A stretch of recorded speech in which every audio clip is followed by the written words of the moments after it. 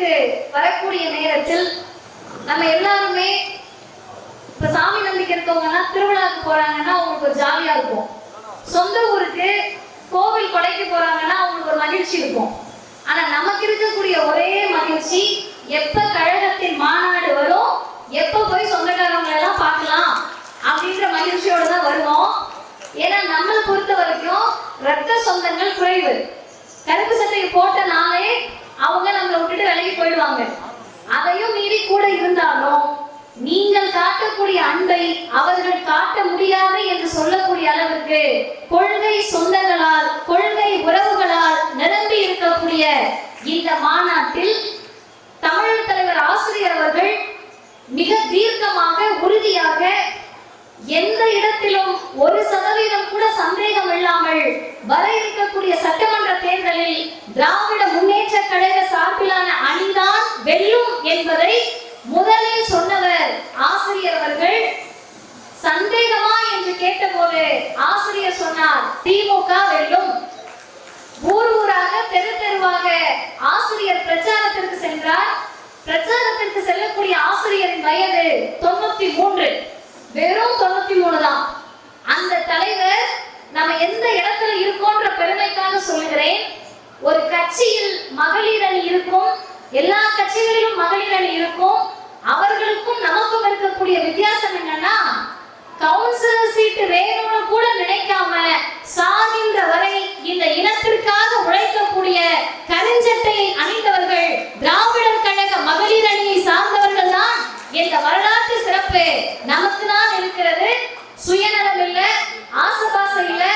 கடைசிக்கு பெண்களுக்கு ரொம்ப என்ன ஆசைப்படுவாங்கன்னா, நல்ல ட்ரெஸ் பண்ணிக்கணும், நல்ல தலை சீவிக்கணும், நல்ல நகை போட்டுக்கணும், தினோண்டு பூவையாவது வீட்டுக்கார் வாங்கி தந்துட மாட்டாரா என்று இந்த சமூகம் நம்பிய எல்லா ஸ்டீரியோ டைப்பையும் உடைச்சு பார்ப்பதற்கு எளிமையான தோற்றம். எங்களுக்கு நகை வேண்டாம், அழகான அணிகலன்கள் வேண்டாம், அறிவும் மானமும் தான் எங்கள் அணிகலன் என்று சொல்லக்கூடிய மகளிர் பாசறையை தலைவர் தந்தை பெரியார் இந்த மண்ணுக்காக உருவாக்கி கொடுத்திருக்கிறார். அந்த மகளிரை ஆசிரியர் எப்படி வழி நடத்துகிறார்னு சொன்னா, வெறும் 93 வயதில் காதில் அறுவை சிகிச்சை செய்திருந்தார் தலைவர். விடுதலையில் செய்தி வருகிறது, இந்த மாதிரி தலைவருக்கு காதில் அறுவை சிகிச்சை நடந்திருக்கிறது, இன்னும் சில தினங்களுக்கு அவரை தொந்தரவு செய்ய வேண்டாம்னு.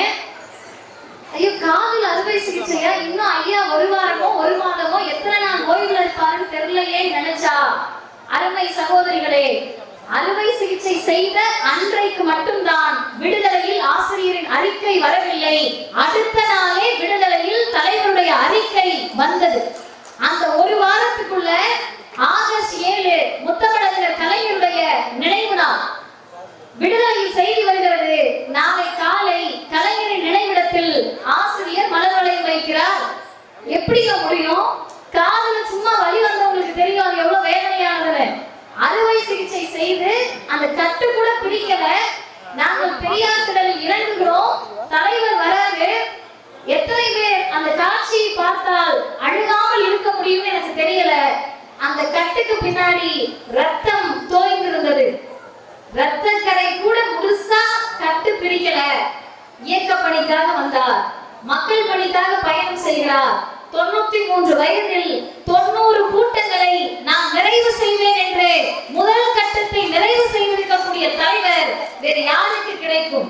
அந்த இருமாப்போடு, அந்த பெருமையோடு, மற்றவர்களிடத்தில் பணம் இருக்கலாம், பதவி இருக்கலாம், சொன்ன உடனே கேட்கிறதுக்கு ஆள் பலம் இருக்கலாம், நம்மிடத்தில் இருக்கக்கூடிய நெஞ்சுரம் எங்களுக்கு மட்டும்தான் இருக்கிறது என்று சொல்லக்கூடிய மகளிர் அணி, மகளிர் பாசறை மாநாடு இப்போது தொடங்க இருக்கிறது. 3 செய்திகளை சொல்லி நான் நிறைவு செய்கிறேன். இப்போது மட்டுமல்ல, எப்போதும் 2 பெண்களுக்கு நாம் நன்றி சொல்ல வேண்டிய கட்டாயம் இருக்கிறது. என்னன்னு கேட்டா, அரங்கம் நிறைய மகளிர் இருக்கிறீர்கள், வெளியே ஆண்கள் அமர்ந்திருக்கிறார்கள். ஒரு காலகட்டத்தில் அரங்கம் நிறைய ஆண்கள் இருப்பார்கள், வெளியே இல்ல, வீட்டுல நம்ம இருந்தோம். நம்மளை கூட்டிட்டு வர்றதுக்கு ஐயா பெரியார் எவ்வளவு முயற்சித்தார் அப்படின்றதுக்கு ஒரு சின்ன உதாரணம். ஒரு திருமண வீட்டில் பேசுகிற போது ஐயா பேசுறாரு, கல்யாண வீட்டுல என்ன பேசுறாருன்னு பாருங்க. 10 ஆண்களுக்கு ஏற்படுவதை விட 10 ஆண்களுக்கு அறிவுணர்ச்சி ஏற்படுவதை விட 2 பெண்களுக்கு மான உணர்ச்சியும் அறிவுணர்ச்சியும் ஏற்பட்டால் போதும், சமூகம் உருப்பட்டுரும். அடுத்த ஐயா சொன்னதுதான் முக்கியம். எப்படிங்க தீக்கால குடும்பமா இருக்கீங்க?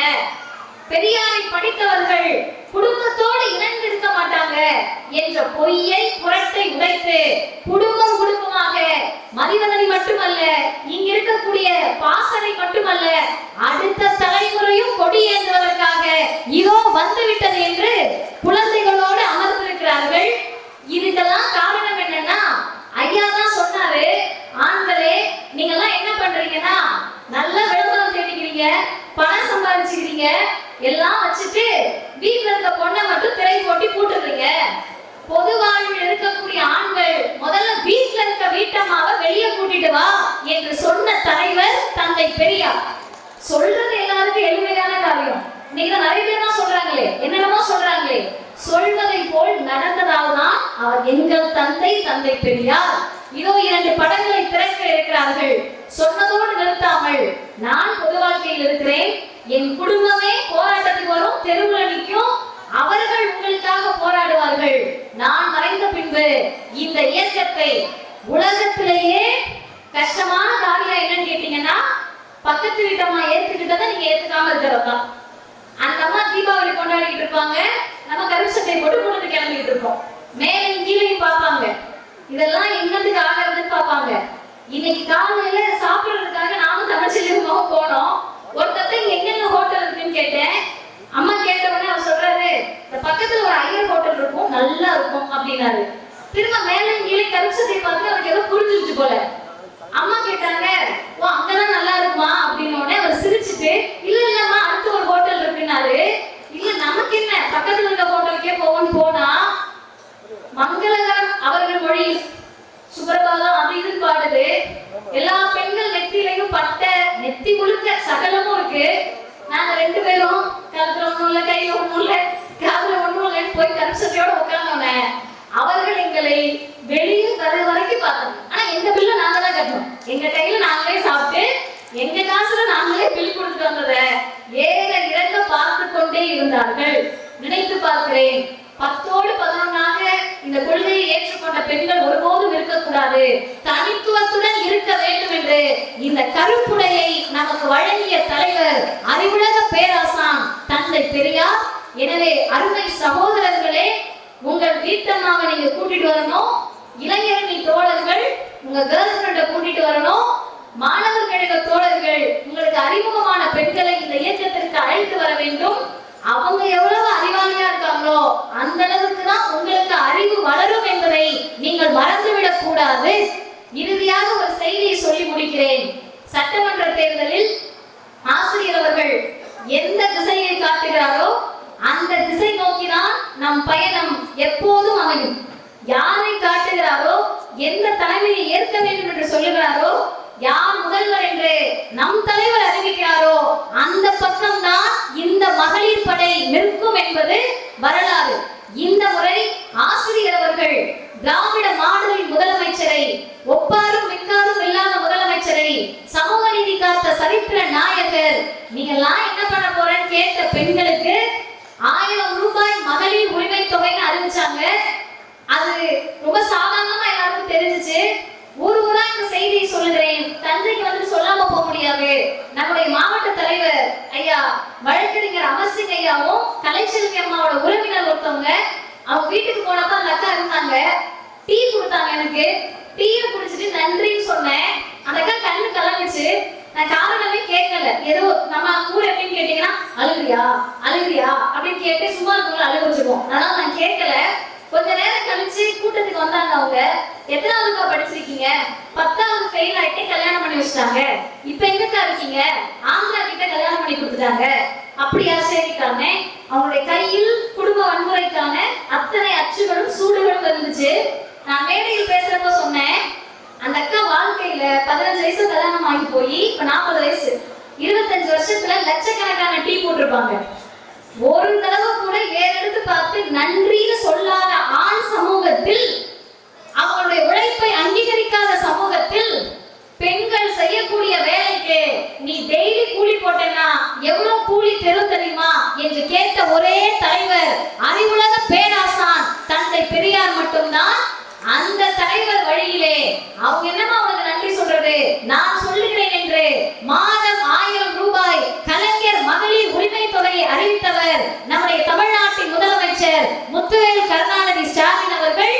அந்த முதலமைச்சரை ஆசிரியர் ஆதரிக்கிறார். வரலாற்றிலேயே கடவுள் இல்லை என்று சொன்ன ஒரு தலைவரை, ஜாதி இல்லை என்று சொன்ன ஒரு தலைவரை, பெண்களுக்கு உரிமை வேண்டும் என்று சொன்ன ஒரு தலைவரை, பார்ப்பனியத்தை தோலுரித்த தலைவரை, ஆரிய திராவிட போர் என்று டிக்ளேர் பண்ண ஒரு லீடரை பார்த்து எங்கள் பாதையை தீர்மானிப்பது தந்தை பெரியார்